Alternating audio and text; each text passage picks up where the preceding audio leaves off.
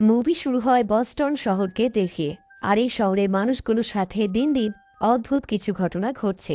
যেমন মানুষগুলো কথা বলতে বলতে হঠাৎ করে মাটিতে পড়ে যাচ্ছে এবং তারা আর উঠতে পারছে না। আর এই কারণে পুরো শহর জুড়ে এক বিশাল হইচই লেগে গেছে। একই সময় একটি কলেজের একজন জিওলজি প্রফেসরকে দেখানো হয়, যার নাম ডক্টর জশ। এখন এই শিক্ষক ক্লাসের প্রত্যেকটা ছাত্রকে শব্দের তরঙ্গের সম্বন্ধে একটি বিশেষ লেকচার দিতে থাকে। কিন্তু তখনই বেশ কিছু সরকারি অফিসার তার এই পড়াশোনাতে বাধা দেয় এবং তাকে জোরপূর্বক এখান থেকে নিয়ে যায়, কারণ এই মুহূর্তে সরকারের যশের মতো একজন প্রফেসরকে দরকার। তাই তারা সবার প্রথমে একটি স্পেশাল রুম, যেটা কিনা ওয়াশিংটন ডিসিতে অবস্থিত, সেখানে নিয়ে যায় এবং সেখানে একজন সায়েন্টিস্ট থাকে যার নাম কনরেড, এবং তাকেও এই বিশেষ কারণেই এখানে ধরে নিয়ে আসা হয়েছে। এখন এই দুজনকে একটি বড় হল ঘরে নিয়ে যায়, যেখানে বেশ কিছু অসুস্থ মানুষ আলাদা আলাদা বেঞ্চে শুয়ে রয়েছে। এখন প্রথম দিকে প্রফেসর মনে করে এই অফিসারগুলো তাকে ভুল করে এখানে নিয়ে চলে এসছে, কারণ এই ব্যাপারে সে কোনো রকম হেল্প করতে পারবে না। কিন্তু তখনই একজন মিলিটারি অফিসার যার নাম পার্সেল সে রুমে প্রবেশ করে। মিলিটারি অফিসার তাদেরকে জানায় এই শহর জুড়ে একাধিক মানুষ রহস্যজনকভাবে মারা যাচ্ছে। এখন এই পুরো ঘটনা জানার পর প্রফেসর জস তাকে বোঝায় সে খবরে এই মৃত্যুর ঘটনা পড়েছে এবং তারা শক্তিশালী ইলেকট্রোম্যাগনেটিক পালসের কারণে মারা যাচ্ছে, কারণ তাদের প্রত্যেকের শরীরে পেসমেকার বসানো ছিল। এখন এই কথা শুনে আর্মি জেনারেল কিছুটা হলেও স্বস্তি অনুভব করে, কারণ সে ভেবেছিল এই সব কিছুই কোনো শত্রু দেশের মাস্টার প্ল্যান। তাই সে এই কেসটা এখানেই ডিসমিস করে দেয়। কিন্তু জশ এবং সেই সায়েন্টিস্ট আর্মি জেনারেলকে পরামর্শ দেয় তাদের উচিত এটা নিয়ে একটু গভীরভাবে রিসার্চ করা। কিন্তু এই আর্মি জেনারেল এটা নিয়ে খুব বেশি গুরুত্ব দেয় না, বরং ইগনোর করে এখান থেকে চলে যায়। এরপর বেশ কিছুদিন কেটে যায় এবং আরও একটি অদ্ভুত ঘটনা লন্ডন শহরের মানুষগুলো দেখে ফেলে। তারা লক্ষ্য করে আকাশে উড়তে থাকা পাখিগুলো অদ্ভুতভাবে নিচে আছড়ে পড়ছে, এমনকি সেগুলো মানুষের গায়েও পড়ে যাচ্ছে। এখন এই খবর যখন টিভিতে জশ দেখতে পায়, সে বুঝতে পারে এই ঘটনা এবং আগে ঘটে যাওয়া ঘটনা দুটোর পিছনে একটাই কারণ রয়েছে, আর সেটা হলো পৃথিবীর মধ্যে থাকা ইলেকট্রোম্যাগনেটিক পালস। এমনকি এই একই কারণে ইউএসএস স্পেসশিপে এক ভয়াবহ এফেক্ট ফেলে দেয়, আর সেটা হলো এই ইলেকট্রোম্যাগনেটিক পালসের কারণে সেই শিপ পুনরায় পৃথিবীর দিকে চলে আসতে শুরু করে। একইভাবে সেই শিপে থাকা কন্ট্রোল সেন্টার এবং যোগাযোগ করার মতো সব রকম সিগন্যাল নষ্ট হয়ে যায়। এখন সেই শিপে থাকা পাইলট বুঝতে পারে তাদের কাছে খুব বেশি সময় নেই এবং তারা কিছুক্ষণের মধ্যেই পৃথিবীতে আছড়ে পড়বে।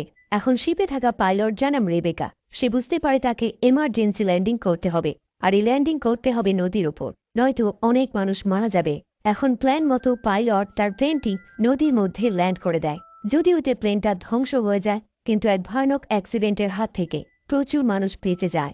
অন্যদিকে যশ এই প্রত্যেকটা ঘটনা ভালোভাবে রিসার্চ করে এবং সে অবশেষে বুঝতে পারে পৃথিবীর মধ্যভাগে যে গলিতকোর রয়েছে এবং যেটা সবসময় পৃথিবীর সাথে ঘুরছে, সেটা বর্তমানে আস্তে আস্তে থেমে যাচ্ছে, অর্থাৎ সেটা ঘোরা বন্ধ হয়ে যাচ্ছে, যার ফলে পৃথিবীর চারপাশে থাকা ইলেকট্রোম্যাগনেটিক ফিল্ড নষ্ট হয়ে যাবে এবং সূর্য থেকে আসা রেডিয়েশনগুলো পুরো পৃথিবীতে ছড়িয়ে পড়বে, যেটা কিনা মানুষের জন্য খুবই ভয়ানক হবে।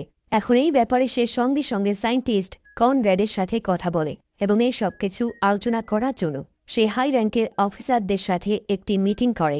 যশ প্রত্যেকটা অফিসারকে এই পুরো ঘটনা ভেঙে ভেঙে বোঝায়। এখন এই অফিসারগুলো একটা জিনিস জানতে চায়, সেটা হলো এর সমাধান কি রয়েছে। তখন যশ জানায় এর সমাধান প্রায় অসম্ভব, কারণ পৃথিবীর মধ্যে থাকা সেই গলিত কোর গলিত লোহা এবং নিকেলের মিশ্রণ দিয়ে ঘেরা রয়েছে এবং এর তাপমাত্রা খুবই বেশি, প্রায় ৯,০০০ ডিগ্রি ফারেনহাইট, এবং একইভাবে এই জিনিসটা ২,০০০ মাইল নিচে অবস্থিত এবং ১,০০০ মাইল চৌড়া, আর আজ পর্যন্ত মানুষ মাত্র ৭ মাইল নিচে পর্যন্ত যেতে পেরেছে। এখন এই সব কিছু শুনে সেই সায়েন্টিস্ট জানাব কনরেড সে জানায় তার কাছে এমন একজন মানুষ রয়েছে যে কিনা এর সমাধান বের করতে পারবে। আর এই বলে সে আর্মি জেনারেল এবং যশকে একটি ফাঁকা সমুদ্র সৈকতে নিয়ে যায়, যেখানে তার পুরনো বন্ধু ডক্টর ব্রাজিলটন রয়েছে। আসলে একটা সময় কনরেড এবং ব্রাজিলটন একসাথে কাজ করত এবং সে ব্রাজিলটনের কাছ থেকে বেশ কিছু রিসার্চের আইডিয়া চুরি করেছিল, আর এই কারণে এদের মধ্যে বেশ ঝামেলাও তৈরি হয়েছিল। কিন্তু আজ পুনরায় এরা দুজন একসাথে হতে চলেছে, এমনকি ব্রাজিলটন তাকে হেল্প করার জন্য রাজি হয়ে যায়, শুধুমাত্র এই পৃথিবীকে রক্ষা করার জন্য। এখন ব্রাজিলটন প্রত্যেককে জানায় তার কাছে একটি উন্নত মানের ড্রিলিং মেশিন রয়েছে, যেটা কিনা খুব দ্রুত গতিতে মাটি নিচে গর্ত করতে সক্ষম। কিন্তু সমস্যা হলো তারা যদি গর্ত করে পৃথিবীর একদম সেন্টারে পৌঁছায় তবে সেখানে প্রচুর তাপমাত্রা থাকবে এবং প্রেশার থাকবে, তাই সেখানে কোনো জিনিসই খুব বেশি সময় টিকে থাকতে পারবে না। এখন এই সমস্যার সমাধানের জন্য ব্রাজিলটন জানায় তার এই মেশিনের মধ্যে এক ধরনের মেটেরিয়াল রয়েছে যার সাহায্যে এই মেশিন নিচে থাকা সব রকম প্রেশার সহ্য করতে সক্ষম।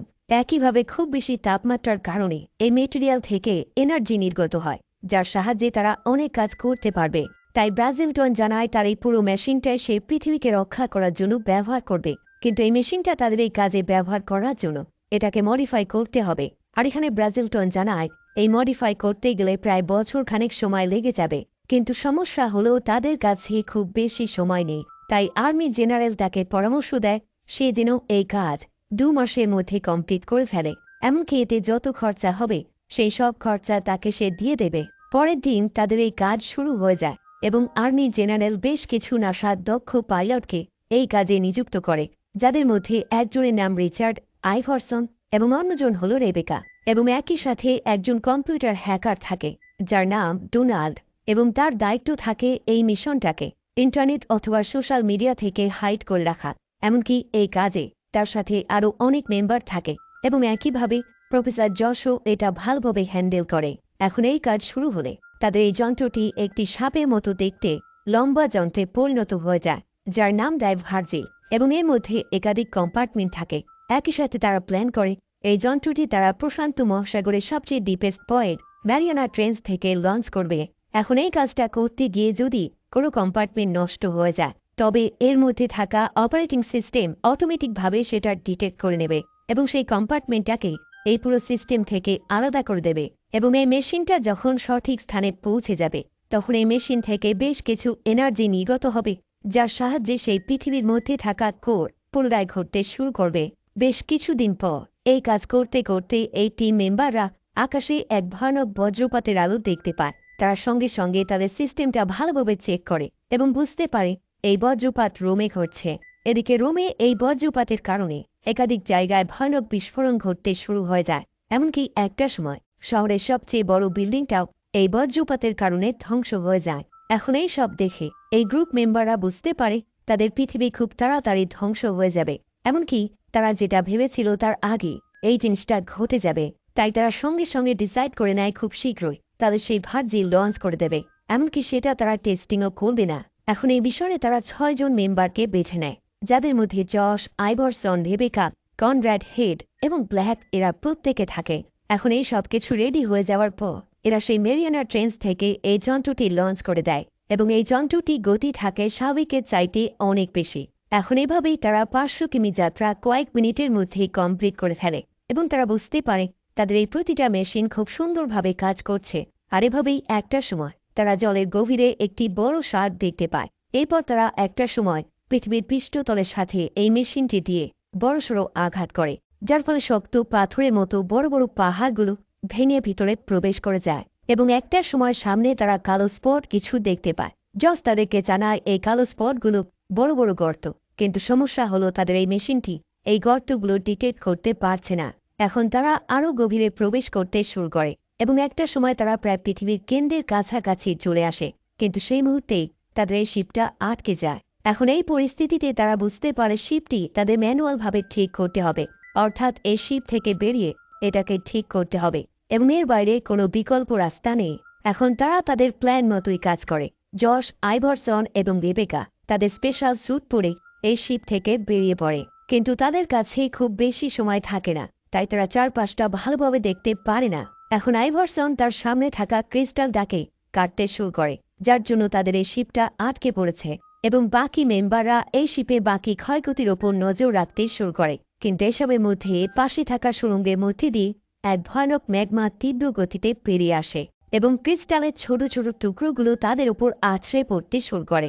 এখন এই সব দেখে এই ক্রু মেম্বাররা যত তাড়াতাড়ি সম্ভব তাদের কাজ কমপ্লিট করে ফেলে, কিন্তু তারা পুনরায় শিপে ফিরে যাবে তার আগে আইভারসন তার কন্ট্রোল হারিয়ে ফেলে এবং সেই ম্যাগমার মধ্যে পড়ে যায় এবং সঙ্গে সঙ্গে মরে যায়। প্রত্যেকটা মেম্বারই এই সব কিছু দেখে খুব বেশি ভয় পেয়ে যায়, কিন্তু তারা দুঃখ প্রকাশ করার মতো কোনো রকম সময় পায় না, বরং এই শিপ নিয়ে খুব তাড়াতাড়ি তাদের যাত্রা শুরু করতে হয়।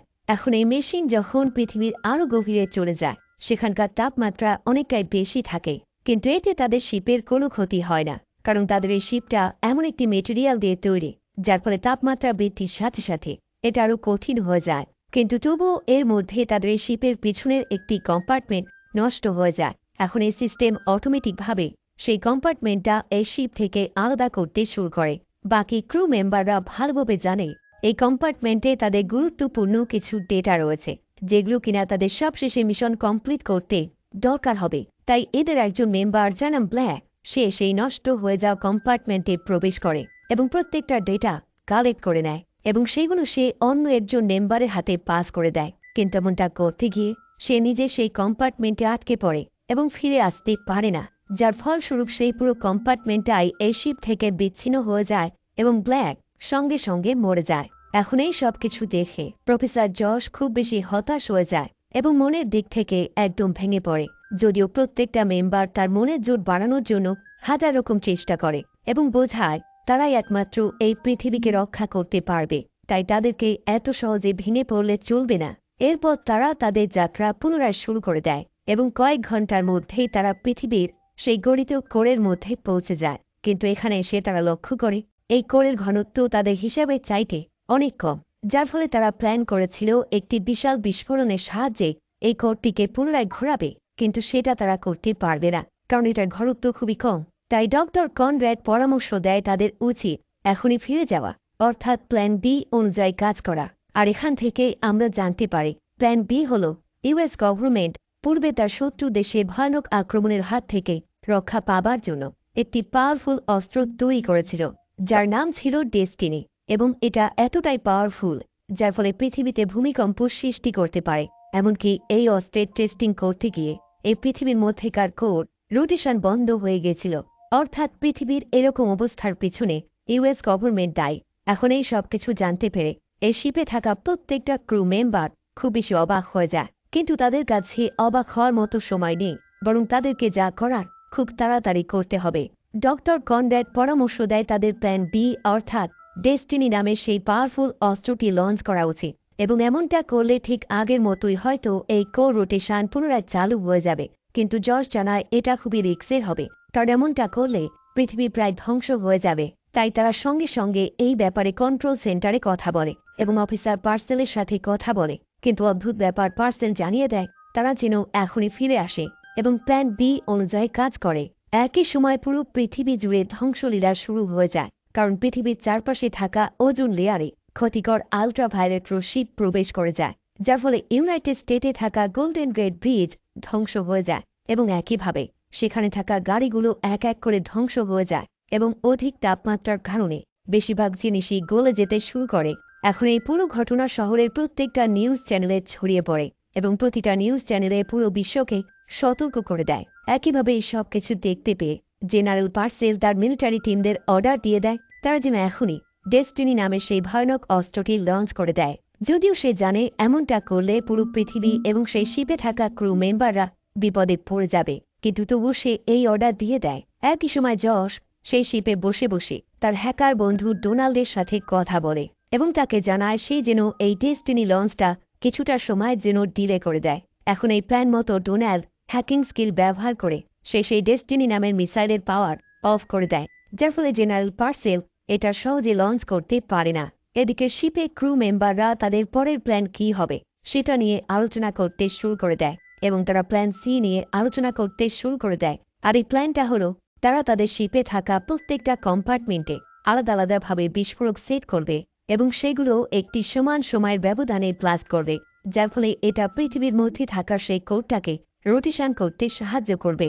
কিন্তু সমস্যা হলো তাদের এই শিপের সিস্টেমটা এমনভাবে তৈরি করা হয়েছে যার ফলে কোনো কম্পার্টমেন্ট তখন এই শিপ থেকে আলাদা হয়ে যাবে যখন তার মধ্যে কোনো বিস্ফোরণ ঘটবে বা কোনো ড্যামেজ হয়ে যাবে। তাই এটা করতে হলে তাদেরকে ম্যানুয়ালি প্রত্যেকটা কম্পার্টমেন্টে বিস্ফোরণ ঘটাতে হবে এবং এই পরিস্থিতিতে তারা যদি কোনো রকমে এই শিপের বাইরে চলে যায় তবে তারা সোজা সেই গলিত কোরের সামনে পড়ে যাবে এবং যেখানে তাদের মৃত্যু নিশ্চিত। এখন এই সব কিছু জানা সত্ত্বেও এই ক্রু মেম্বাররা নিজেদের জীবন স্যাক্রিফাইস করে দেয় এবং একজন মেম্বার ডিসাইড করে নেয় সে এই রিক্সি কাজটা করবে শুধুমাত্র পৃথিবীকে রক্ষা করার জন্য। সে একটি শক্ত এবং মোটা স্পেশাল স্যুট পরে নেয় এবং তারপর তার সহযোগী মেম্বারদেরকে শেষ গুড বাই জানিয়ে এই কম্পার্টমেন্ট থেকে বেরিয়ে যায়। এখন যখনই সেখানকার দরজা খুলে যায়, সঙ্গে সঙ্গে এক ভয়ানক তাপ তার গায়ে আছড়ে পড়ে এবং তার হাতে থাকা অস্ত্রটা পুড়ে যেতে শুরু করে। কিন্তু এই কঠিন পরিস্থিতিতেও সে তার মিশন কমপ্লিট করে এবং ম্যানুয়ালি সেই বোতামটা প্রেস করে দেয়, যেটা কিনা এই কম্পার্টমেন্টে বিস্ফোরণ সৃষ্টি করবে। এবং স্বাভাবিকভাবেই এটা করার পর সে সেখানেই মরে যায়। এদিকে ভেতরে থাকা মেম্বাররা নিউক্লিয়ার বোমগুলো প্রতিটা কম্পার্টমেন্টে সেট করতে শুরু করে দেয় এবং শেষে যখন তারা দুটো কম্পার্টমেন্টে এই বোম সেট করবে, ঠিক তখনই ডক্টর কনরাড বেশ আহত হয়ে যায়, কারণ তার হাতে থাকা নিউক্লিয়ার বোমটা খুব বেশি ভারী থাকে এবং সে চাপা পড়ে যায়। এখন জস তাকে এই কঠিন পরিস্থিতি থেকে বাঁচানোর চেষ্টা করে। একইভাবে সে লক্ষ্য করে তাদের হাতে খুব বেশি সময় নেই, কারণ ইতিমধ্যে বাকি বিস্ফোরণগুলো শুরু হয়ে গেছে। তাই সে বাধ্য হয়ে কনরাডকে এখানে রেখে এই কম্পার্টমেন্ট থেকে বেরিয়ে যায়, কারণ তাকে এখনই এই কম্পার্টমেন্টটা ডিট্যাচ করতে হবে এবং এমনটা সে করে ফেলে। এরপর সে রেবিকার সাথে কথা বলে এবং তাকে জানায় তাদের কাছে আর যথেষ্ট নিউক্লিয়ার পাওয়ার নেই যার সাহায্যে তারা পুনরায় ফিরতে পারবে, অর্থাৎ তাদেরকে এখানেই মরতে হবে। এখন এই কথা শুনে এরা দুজন একে অপরকে জড়িয়ে ধরে। রেবিকা তাকে বোঝায় তার এই ডিসিশনে তার কোনো ভুল নেই, কারণ তার জায়গায় যদি সেও থাকত তবে সে এমনটাই করত। এখন এভাবেই তারা নিজেদের জীবন ভাগ্যের ওপর ছেড়ে দেয়। কিন্তু সেই মুহূর্তে জশের মাথায় একটি বুদ্ধি আসে, আর সেটা হলো তাদের এই শিপটা এমন একটি মেটেরিয়াল দিয়ে তৈরি যেটা কিনা প্রচণ্ড তাপমাত্রা সহ্য করতে পারে এবং এই তাপমাত্রা ব্যবহার করে এই শিপটা আরও বেশি এনার্জি তৈরি করতে পারে। তাই সে সঙ্গে সঙ্গে এই এনার্জি ব্যবহার করে তাদের এই শিপে পুনরায় এনার্জি সাপ্লাই করতে শুরু করে দেয় এবং অদ্ভুত ব্যাপার, তাদের এই প্ল্যানে কাজ হয়। তাদের এই শিপটা পুনরায় অন হয়ে যায় এবং একই সাথে সেই কম্পার্টমেন্টগুলো একটি নির্দিষ্ট সময়ের ব্যবধানে সেগুলো আলাদা হতে শুরু করে এবং ব্লাস্ট হতে শুরু হয়ে যায়, যার ফলে একটি রিফেল এফেক্ট তৈরি হয় সেই গড়িত করে চারপাশে, যার ফলে সেই কোর পুনরায় ঘুরতে শুরু করে দেয় এবং সেই ওজোন লেয়ার ঠিক আগের মতো হয়ে যায়। অর্থাৎ সেই লেয়ারে যেখানে যেখানে গ্যাপ তৈরি হয়েছিল সেগুলো পুনরায় ভরাট হয়ে যায় এবং একইভাবে সেই কম্পার্টমেন্টগুলোর ভয়ানক বিস্ফোরণের কারণে পৃথিবীর মধ্যে করা সেই গর্তগুলো ভরাট হতে শুরু হয়ে যায়। এখন এই দৃশ্য দেখে জস তার শিপ দ্রুত গতিতে এগিয়ে নিয়ে যায় এবং এই গর্ত থেকে বেরোনোর চেষ্টা করে। সে লক্ষ্য করে বিশাল আকারের টেকটনিক প্লেট তাদের দিকে ছুটে আসছে। এখন তারা কোন রকমে এই টেকটনিক প্লেট থেকে বেঁচে যায় এবং সেই গর্ত থেকে বেরিয়ে সমুদ্রের তলদেশে ফিরে আসে। কিন্তু সমস্যা হলো এখানে যেহেতু কোন রকম তাপমাত্রা নেই, তাই তাদের শিপের এনার্জি সাপ্লাই বন্ধ হয়ে যায়, যার ফলে তারা সেই সমুদ্রের তলায় আটকে পড়ে। এখন এতটা পথ অতিক্রম করার পর জশ হার মানতে চায় না, কারণ এখন তারা যদি সমুদ্রের উপরে যেতে পারে তবে তারা বেঁচে যাবে। একই সময় ইউএস গভর্নমেন্ট একটি বড় জাহাজ সমুদ্রে পাঠিয়ে দেয় যাতে তারা এদের দুজনকে রক্ষা করতে পারে এবং এই কাজে হেল্প করে চারপাশে থাকা বড় বড় তিমি মাছ, কারণ তারা খুব অল্প এবং সূক্ষ্ম সাউন্ড এফেক্ট ক্যাচ করতে পারে। তাই তারা যশে সেই শিপের চারপাশে আওয়াজ করতে শুরু করে দেয় এবং এইসব দেখে সেই জাহাজে থাকা অফিসাররা খুব সহজেই এদের দুজনকে রক্ষা করে ফেলে। এবং সবশেষে আমরা দেখি সেই হ্যাকার জানাম ডোনাল্ড সে অবশেষে পারমিশন পেয়ে যায় এই পুরো মিশনটা পাবলিক এবং সোশ্যাল মিডিয়াতে ছড়িয়ে দেওয়ার, যার ফলে এই মিশনে থাকা প্রত্যেকটা মানুষ সাধারণ মানুষের কাছে সুপার হিরো হয়ে যায়।